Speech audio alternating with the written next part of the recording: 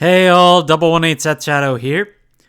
Not too much in terms of new news happening on the Bushiroad front today, except we did get news about the next set, DivineZ 7, which is going to feature a new Brandgate boss unit as well as a brand new character, which will start off the next season of Cardfight Vanguard DivineZ Deluxe. But all we know is the identity of the unit being in Brandgate, and then just the character's name. Nothing more than that at this point, but we'll get some more details later, I'm sure. So, for today's Market Watch, the first thing I want to start off with is the Special Series Stardust Blade starter deck that comes available on November 22nd this month. Right now, pre-orders on this are starting at $25 with a market price just over $26. This deck will come with the energy generator like the prior decks did, and as I talked about in a prior Market Watch, it features around the Virilis Dragon Empire series that is available for us via Illusionless Strife, DivineZ 2. It comes with I think the only exclusive in it is a new Regulus piece, Blitz Order if I remember right, that will only come in this deck. That's the only exclusive that I'm aware of for this one. Bedrock Dragon from DivineZ 4 is still seeing more of a drop-off on its value, where on release, from pre-order, it started around $30. It dropped all the way to close to $10 on release. Now the card is lower than $6 market price and can be picked up for around $5.30. When it comes to the Silver Rare, it's available for around $10, and then the FFR is currently available for around $35. So despite all the hype that it got initially, especially with Bladmeyer being more anticipated to be stronger with this, apparently it did not manage to keep the hype to a point where you had to pay out a lot for this. Which is good. It makes Bladmeyer more affordable. Flare Veil Dragon. Out of all the draw triggers that we've got, I wanted to take another look at where this one is at. In terms of how many different variants that we have of this right now, there are 8 different printings of this, 2 of which are actual high rarity, the SIR and the SP. The SIR is still the most expensive at $55 with a market price at almost $47. While the SP is currently at $26 and a market price of around $28. All the other listings right now, some of them have a lot of listings available, some are very short on listings at this point, but the wide range of this is $5.50 all the way to $9 when it comes to each of the individual rares or double or foiling versions that are available here. So you have a lot to choose from, but ultimately, being at least $5 is still pretty big for something that at least comes as low as a rare. Gragon from Illusionless Strife. The frame rare is almost completely bought out with only 2 listings starting from $6 and a market price of $3. I mean, with Raziel getting more support with set 5 later, it's no surprise. This card is restricted to units that have the Divine skill, which means you could also use it with Alden if you wanted to, but ultimately Raziel just has better recursion in using this because it can keep reviving it from the drop. Loving Pink Francet. Well, this card has had a massive amount of hype with Sparkling Stars getting released, and that hype has effectively just kind of stabilized where it is. Now the triple rare has a market price just above $30, while the silver rare is short on listings, but is almost $50 to pick up and a market price that's still lower than the triple rare, meaning that there just haven't been enough on the market to sell, and, well, the only copies that are available seem to be too high for most to pick up. There are 16 listings on the triple rare, though, so there's I wouldn't say there's a risk of a buyout there, given that this price is kind of stable now. And the FFR currently has 2 listings that are at least $140, but the market price on this one is $70. Another one to watch out from DivineZ 2 is Drag Ritter Dirgham. We are getting Eugene's newest variant when set 5 comes out in December. So this card is currently at over $6 if you want to pick up the triple rare. The silver rare has only 4 listings left and is $10 right now, but has a market price of closer to $5. While the FFR has not really taken off, it's $23, and then the market price there is closer to $18 with 5 listings. I mean, when you consider that the triple rare and the silver rare have probably been incredibly cheap in comparison, I'd say it's no surprise that the FFR hasn't taken off yet, because Eugene just does not have an enormous amount of hype. It's just, well, players have been waiting for this deck to hopefully see some more playability, but I guess there just isn't enough motivation to really bling it out. We've got Abomination of Impending Karma, which is a Zorga support card from Illusionless Strife. This one has not been expensive all around. Overall, you can pick up the triple rare right now for just over $2. Excuse me. And the silver rare is currently available for almost $3, and both of them have around or at 20 listings apiece, so there are a lot available on that one.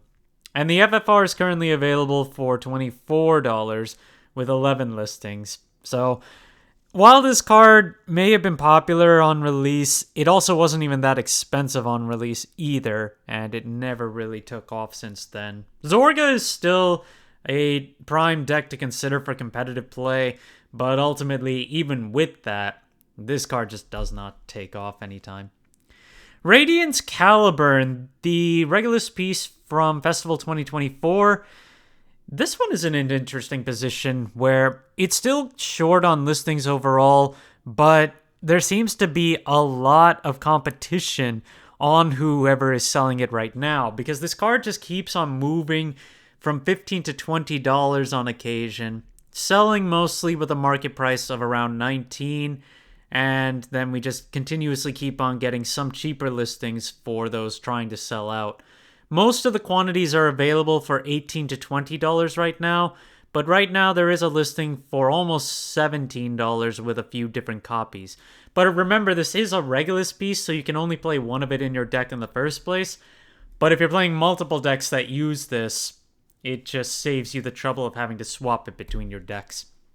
Stealth Fiend Shenri, which originally was a triple drive box topper and a reprint in Festival 2024, has seen an increase in price on both ends, where it's a minimum of $15 to pick up, and the market price on the cheaper end is actually on the reprint at $12 versus the original promo, which is just over $15. Now, the funny thing about the promo is that the promo is just a common, but the reprint from Festival 2024 has triple rare foiling on it.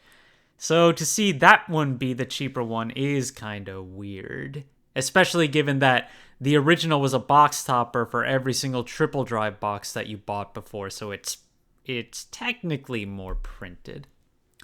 Rainbow Jewel Beast Olperis, which is the cat for Lyrical Monasterio, is seeing another increase in value and a decrease in listings. 9 listings on the market right now with a market price closer to $14. Not much in terms of volume sell recently, but it has sold for a high of 20 in the last 3 months. And in terms of what's available, there's a high amount of volume at $16. After that, it moves up to 18 to 20. But with the volume that we've got at 16, I can't imagine it getting bought out with the low amount of volume that we've seen this card move at. There would have to be some pretty big news in terms of potentially another Stride deck or the announcement of Lyrical DivineZ Set 2 to potentially move this a lot. Atrocious Mothgirl Maple, the Grade 2 variant in particular, is back on buyout status, where the original from Set 5 is, well, actually, both of them, the Triple Drive reprint and the Set 5 original, both have listings close to $20 and market prices that are around $10, $11. I'm not sure if that's Glitter or that's potentially Rezyl or even Alden. to be honest. But ultimately, Maple is still a generic to consider for Cater Sanctuary and even Stoicheia. So even Levidress or Magnolia can still make use of this. But I'm honestly not too sure which deck is really starting to drive this buyout, outside of just this deck being good in 2 different nations. So yeah, back to $20. This is not the highest it's ever been, so at the very least, we haven't hit that mark. Knight of Inheritance Emlyn, which is Blaster support. We're at a point where the Triple Drive reprint and the original promo are short on listings right now, from $9 to about $14. And then you have the 2023 reprint with 16 listings, just at around $14 itself.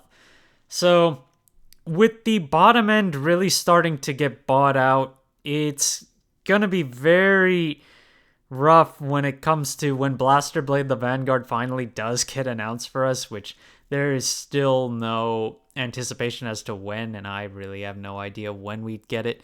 The FFR is at $55 with 5 listings. This is also from the Triple Drive set. But yeah, if you haven't picked this up yet, probably a good idea to do so if you're intending on playing Blasters, if we ever see the Vanguard.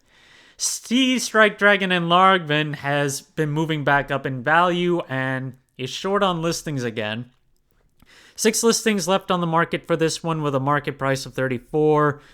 Volume has not been as it actually has dropped off in comparison to September, but of course that's also because of the higher prices. In any case, we had 179 copies of it sell from a range of $20 to $50 over the last 3 months.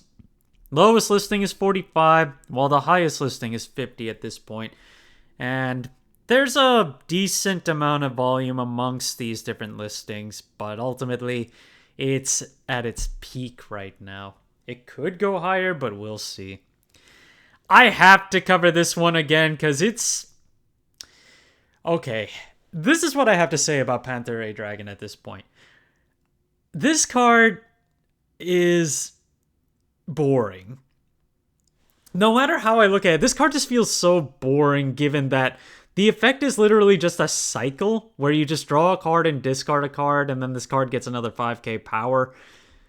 And yet, because of one deck, because of Impaldio's existence, this card is now selling for over $10 as a double rare from set 5. Like, I can understand it being at $5, but being over $10 at all for this double rare, not necessarily because it does have validity in Impaldio, but the effect is just it's so boring. And it's just amazing to see that such a boring effect for a card still gives it enough valuation for a particular deck to make it an over $10 card, which is just it's boring, but it's amazing to me that you just can't let your guard down on value just because a card seems to have such a boring or just useless seeming effect. Because you never know when something just makes it skyrocket. Market price right now on this card is almost $9, and it's sold for $16. It's actually sold for $16.50. Multiple copies of it have sold for $15. So yeah, I find it amazing and very intriguing where you really cannot let your guard down amongst high rarities in Vanguard, even if the effect is just so generic like this. The Order Fine Drink of Abolishment for Sins. This comes from set 4, the original set 4, and I've noticed this for a while, and I thought it was going to change at some point, but calling it out now, the holofoil and the original rare are pretty similar in price right now.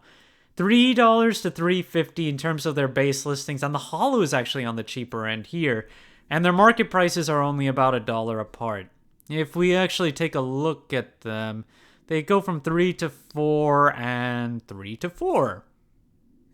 So yeah, they're actually very similar in price. So if you are picking this up, you might want to consider picking up the holo.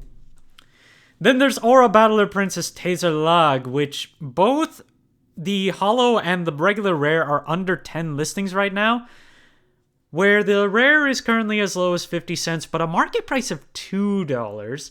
And the holofoil has a market price of 3, which is just under its lowest listing.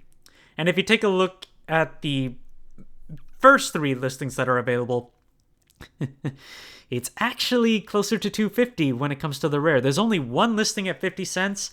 Everything else is at least $2. So this card is up. And yeah, just keep that in mind. Set 4 has just been getting a lot of value on the low end, keeping its overall value very high.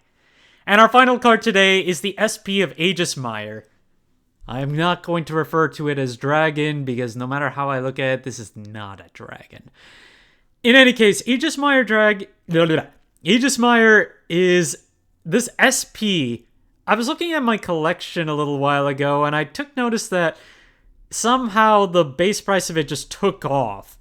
And yeah, the base price is currently my listing, which I actually just decreased the price because it was too high after a while.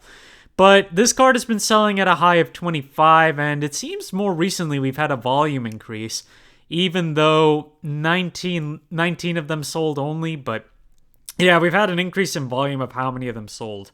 Market price is around 18 right now, and the low is 40. And in terms of what just recently sold, it was $18 to $25. Although those were all single copies. Yeah, there's been a lot more volume in the last month, and now we've only got $40 and $80. Both of them have full playsets. One of them is mine. But yeah, that's where it's at right now. I was just surprised to see this get bought out the way it did, given that, I don't know, despite the fact that this is the highest rarity of Cater Sanctuary Perfect Guards, I feel like its artwork is one of the less desired ones among the lots that we've got. Thank you guys for watching. If you liked the video, please like and subscribe if you haven't already, and I will see you guys later.